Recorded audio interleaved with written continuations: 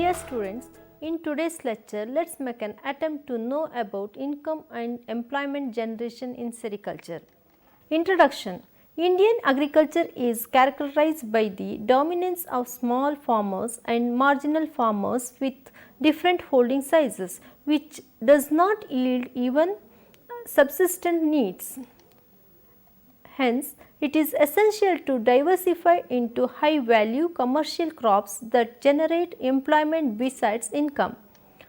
For resource of poor farmers, there is a need for identification of appropriate enterprises that entail minimal capital investment, which ensures a steady flow of income and generates employment for the efficient utilization of family labor. Sericulture, being a labor intensive agro industry, plays a vital role in alleviating poverty by providing employment to rural folk. It serves as an important tool for rural reconstruction, benefiting the weaker section of the society. Sericulture not only offers periodical income but also utilizes the untapped family labours for various activities. Participation of female labor is higher than male in sericulture activities.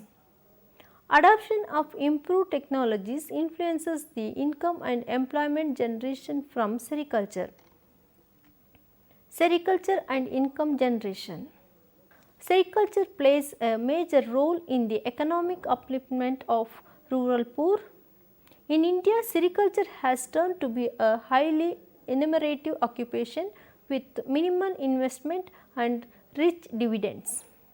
It is the only enterprise which provides frequent attractive returns throughout the year. Sericulture offers sustainable income and employment around the year to farmers.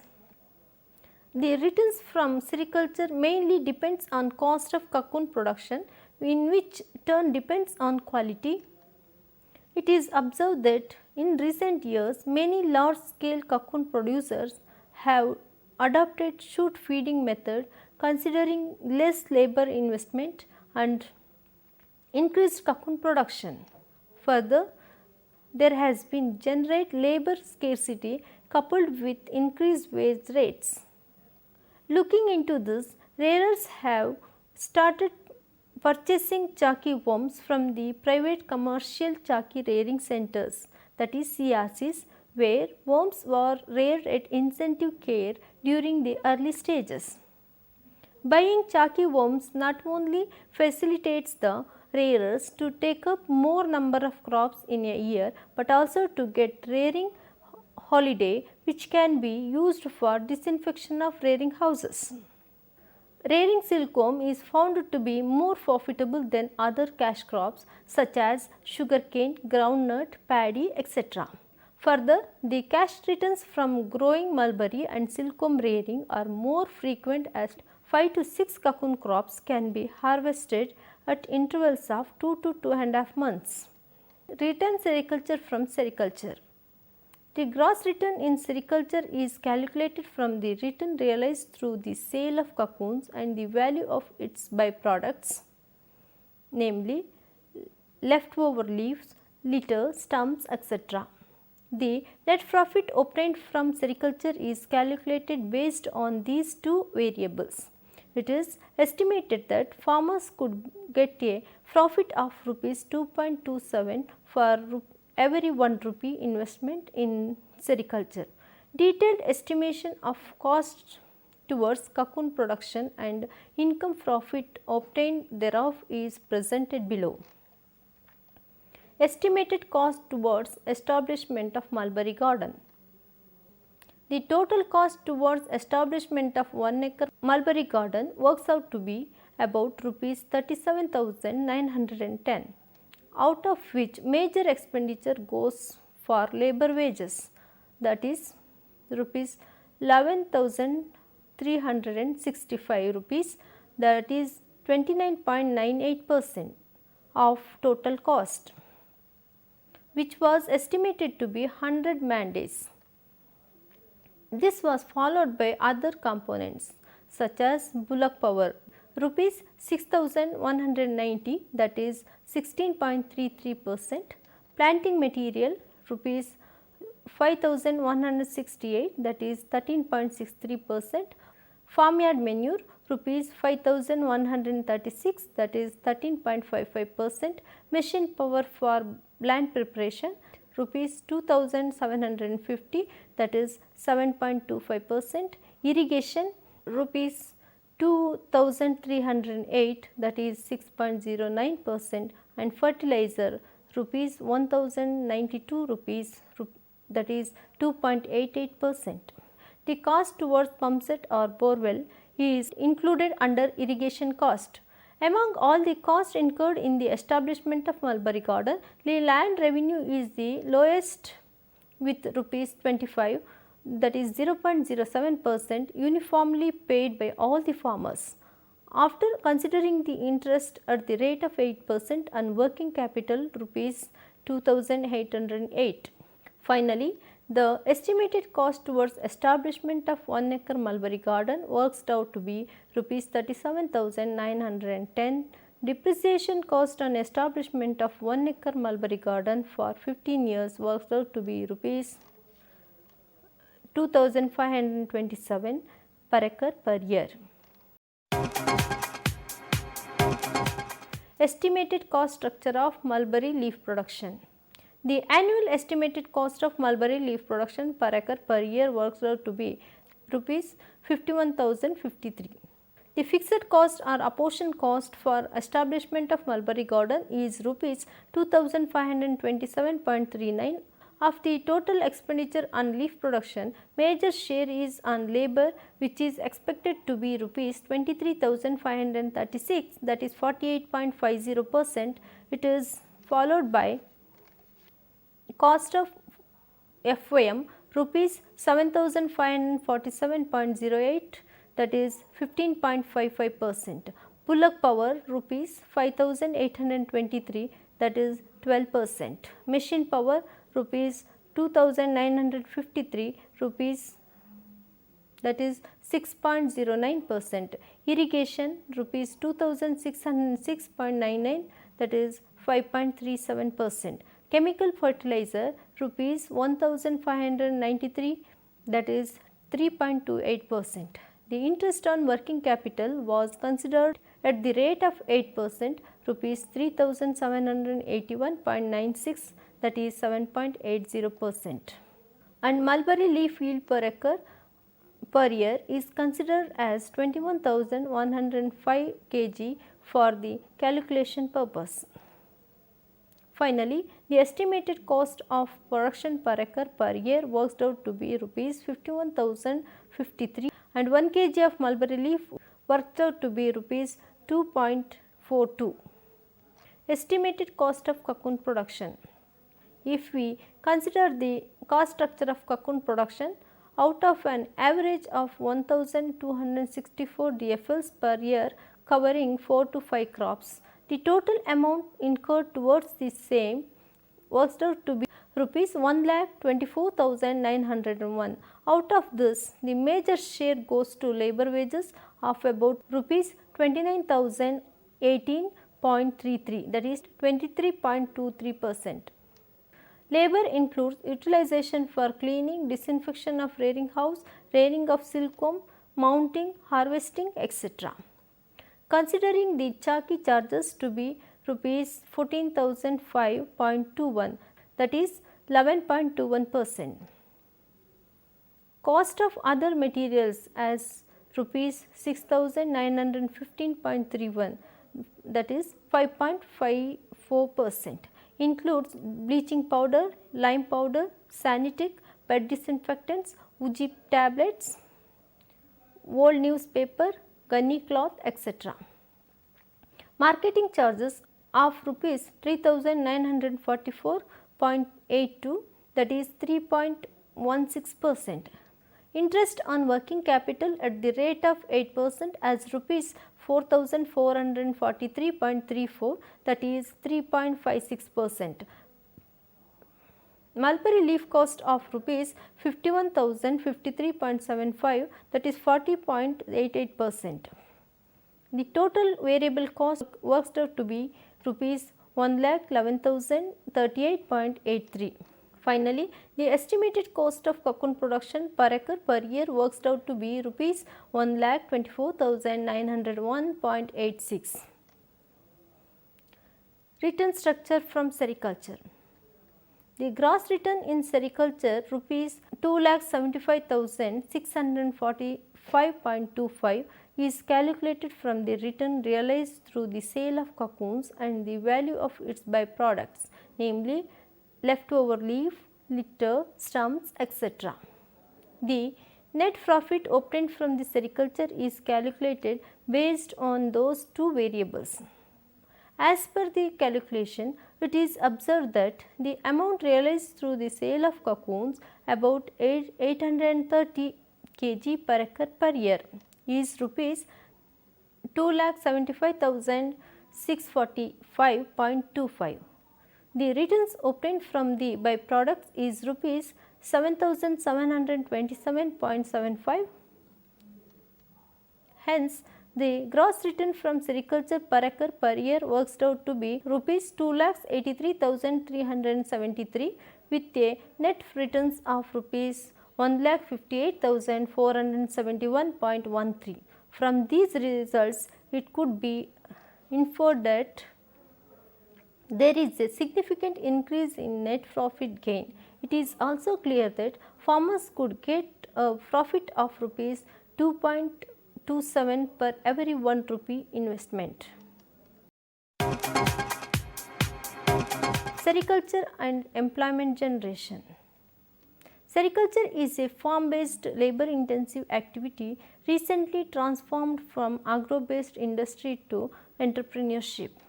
It specially suits rural farmers and entrepreneurs as it and requires low investment but with the potential for quick and high returns. It provides income and employment for the rural poor, especially farmers with small land holdings and the marginalized and weaker section of the society. Employment generation is one of the major potentials of the sericulture and silk industry all over the world. A recent survey indicated that the employment generation in the country is raised to 7.85 million persons in 2013-14 compared to 7.65 million persons in 2012-13, indicating a growth of 2.61%. The significant part of this employment generation includes its capability of transferring wealth from high-end urban customers to poor Austrian classes.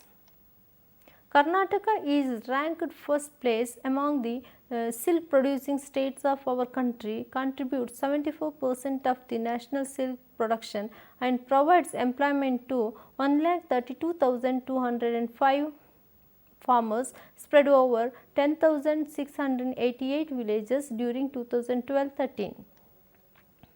In Tamil Nadu, 30,000 families are practicing sericulture activities, cultivating 41,624 acres of mulberry in 31 districts and provides employment opportunities to more than 1.50 lakhs people.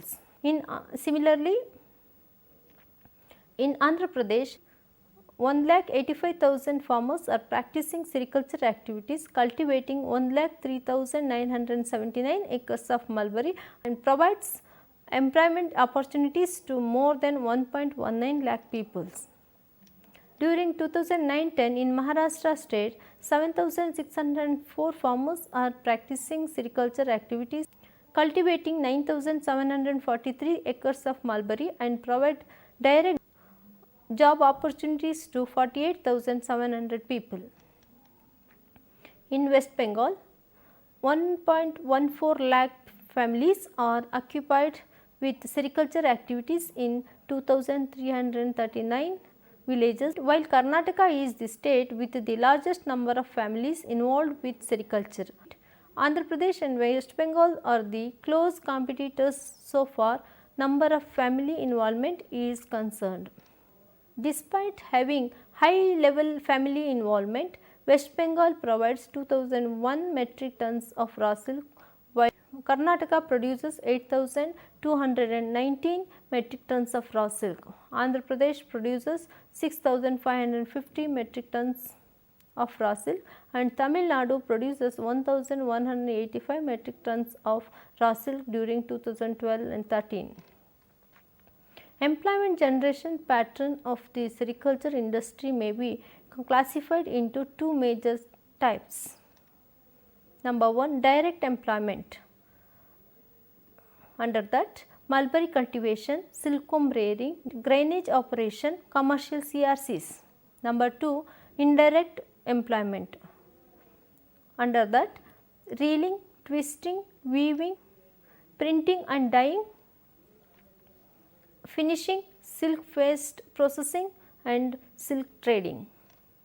The employment potential of sericulture indicated engagement of nearly 350 to 360 man days of labor per acre per year. It was found that the engagement of labor in establishment of mulberry garden was to the tune of 100 to 110 man days. Total man days required to maintain 1 acre of established mulberry garden is 240 to 250, while for silkworm rearing it is about 250 man days.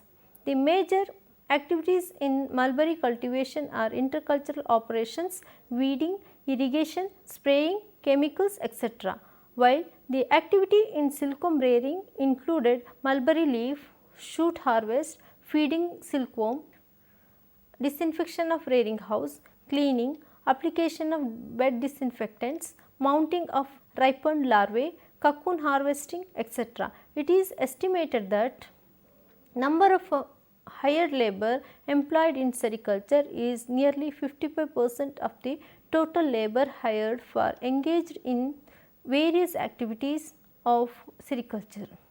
Due to the continuous changes taking place in terms of biological and mechanical innovations in sericulture, it is expected to have an impact on productivity, cropping intensity, gross income and employment. Hence, the enterprise has a potential to absorb the labor force significantly.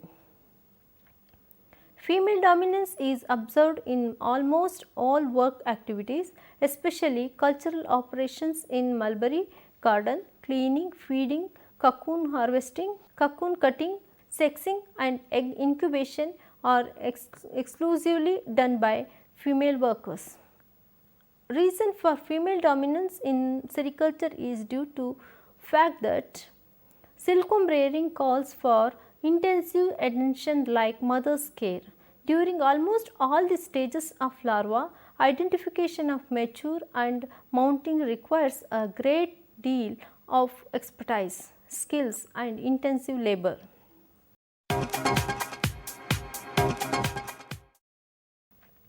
Hanumantappa and Irappa in 1985 have shown how the employment and income generating potential of sericulture industry differ between traditional and non-traditional areas due to differing costs of mulberry leaf production and rearing of silkworms.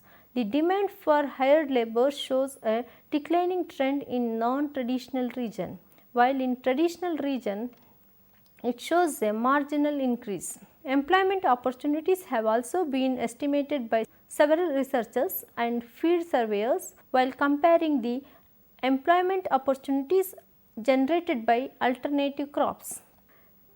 Activity-wise cross-section analysis shows that sericulture opens up several channels of work employability like garden establishment, leaf production, silkworm rearing and marketing of cocoons, grainage operations. Mulberry cultivation and silkworm rearing are conducted round the year. It is usually observed that 4 or 5 crops can be cultivated from 1 acre of mulberry garden every year. On the other hand, many agriculture crops like paddy, sugarcane, turmeric and banana are planted and harvested once in a year, and therefore could provide limited employment opportunities compared to sericulture. Several workers have conducted studies on various aspects of employment generation in sericulture. According to Ganapati Rao et al. In 1995, there exists an inverse relationship between employment generation and size of sericulture holding, and a direct relationship between higher labor use and size of land holdings. Lakshmanan et al. In 1997 conducted a study on labor composition in sericulture in Salem and Dharmapuri districts of Tamil Nadu with a sample of 100 respondents. The data were post-stratified into 4 groups based on the operational area under mulberry. Group 1 with a mulberry holding of 0.01 to 0.50 acres utilized 73.74 man days. Group 2 with 0.51 to 1 acre utilized 67.47 man days. Group 3 with 1.01 to 1.50 acre utilized 64.23 man days, and Group 4 having more than 1.51 acre utilized 57.28 man days. In case of hired labor engagement, male and female, it was found that the hired labor use was 29% in Group 1 and 57.75% in Group 4. Also, the family labor share shows an inverse relationship with the size of the farm groups. Further, the overall all farm group situations showed that the percentage of female labor participation 55.91% was more than male labor 44.09%. Women contributes a higher proportion of total labor on all farm size groups. Their participation in mulberry cultivation and silkworm rearing was 58.46% and 54.13% respectively. A reason for higher female labor employment was due to more of woman friendly activities in mulberry leaf production and silkworm rearing. Kumaresan et al. In 1999 evaluated the comparative economics and labor use pattern of shoot and self methods of silkworm rearing. The results indicated that 5.72 man days of male labor and 11.23 man days of female labor could be saved for rearing 100 DFLs in shoot rearing over self rearing method. The revenue generation in cocoon production was also found to be more in shoot rearing method of silkworm rearing compared to self rearing. Saraswati and Sumangala in 2001 studied on participation of farm women in sericulture enterprise in Dharwad district.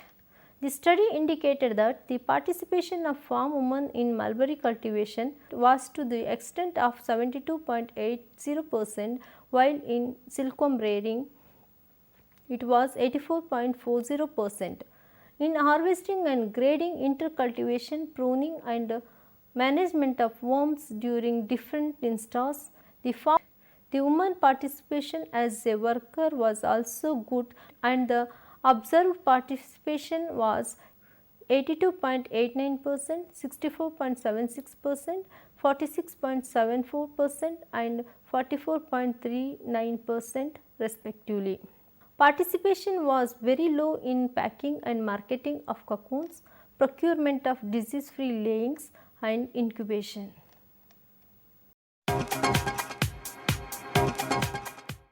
Sericulture and women empowerment. As a cottage industry, sericulture provides ample work for women in the rural area particularly. Women play a dominant role in all operations starting from on-farm activities to fabric production. The involvement of women is up to the extent of 53%. Sericulture is an ideal avocation for women because of following facts. Number 1, Being rural based, it needs less specialized skills and hence suits women well. Number 2, involves mostly indoor activities, less physical energy and manual labor. Number 3, work is evenly spread over during the day with intermittent gaps, offering leisure time and proximity to living place. Number 4, continuous job, frequent income with good profit margin to help run the household. Number 5, scope for utilizing several byproducts for value addition.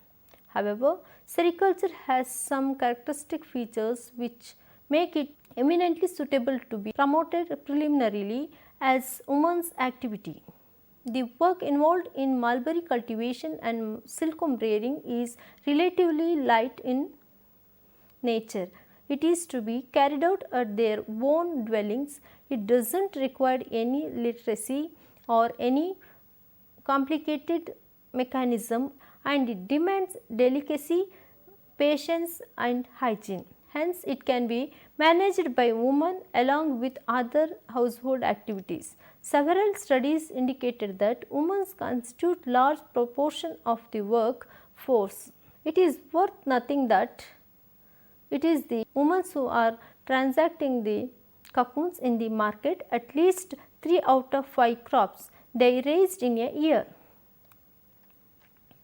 They all go individually or sometimes in a group of 3 or 4 women to the market. Only during their illness and when they could not go because of other reasons, their husbands go to market. Sericulture and social impact.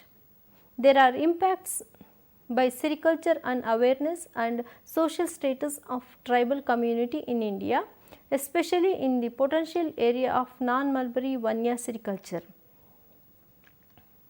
Number 1, they have come to know that one should conserve the environment by not cutting and felling the trees. Number 2, local employment can be generated through sericulture. Number 3, sericulture serve as additional income generating source. Number 4, regular savings habit has been developed by the tribals. Number 5, wants to continue with sericulture. Number 6, it is suited to their lifestyle. Number 7, the work is simple and can be done without any cost. Number 8, can serve better for the additional income generation and pave the way for local employment generation. Number 9, all the respondents agreed that their economic status has changed, which has rose up to an average of rupees 18,850 to 20,200 per annum. Tussar silk sector eminently qualifies as one of the most appropriate agro-based cottage industry for rural development, environmental protection and rejuvenation. This sector is not only important for generating rural employment and preventing rural migrations, but also for role in protection and preservation of ecology, heritage and socio-cultural values. It is estimated that sericulture has provided more than 50% employment to the tribal in a year and hence stopped interstate migration. According to the Mahatma Gandhi National Rural Employment Guarantee Program, population must receive 100 days employment in a year, whereas sericulture provides 151 to 200 days employments, that is 64% more number of days. Due to these practice, they could earn about double income. The monthly average income obtained from all sources to the families involved in sericulture occupation is about rupees 3,840. Tussar culture is helpful for saving host plant and thus proves that the tribal population is very much eco-friendly. Thus, it is noteworthy that by adopting the sericulture by tribal, they conserve the environment by non-cutting and felling of trees, because sericulture is now their way of life.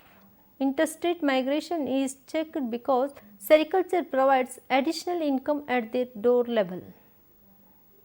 Regular savings habit is developed by sericulture practices among the tribes because they earn much more than their standard of living. It is remarkable that sericulture is suited to the lifestyle of the tribes because practice of sericulture is simple and can be done without any cost and skill. The advantages of Tassar sericulture is that the practice can be adopted by the farmers without any difficulties and within shortest possible time. It can be engage members of the whole family and the work can be managed in addition to their day-to-day activities. Initiating sericulture by a farmer invariably leads to generation of further downstream employment in reeling and weaving either in household or organized sectors. In present day world when man-made fiber manufacturing units are invariably polluting the environment, there is no doubt that sericulture should prospect as an eco-friendly culture to meet the requirement of exclusive fabrics of the people. Conclusion: sericulture is a farm-based labor-intensive activity recently transformed from agro-based industry to entrepreneurship. Employment generation is one of the major potential of the sericulture and silk industry all over the world. The farm and non-farm activity of this sector creates 78 lakhs employments every year, mostly in rural India. The employment potential of sericulture indicated engagement of nearly 350 to 360 man days of labor per acre per year. It is estimated that number of hired labor employed in sericulture is nearly 55% of the total labor hired for engaged in various activities of sericulture. Sericulture not only offer periodical income but also utilize the untapped family labor for various activities. Participation of female labor is higher than male in sericulture activities. Sericulture opens up several channels of work employability like garden establishment, leaf production, silkworm rearing and marketing of cocoons. As mulberry cultivation and silkworm rearing are conducted around the year, employment is guaranteed throughout the year. In addition, migration is checked because sericulture provides additional income at their door level. Thank you.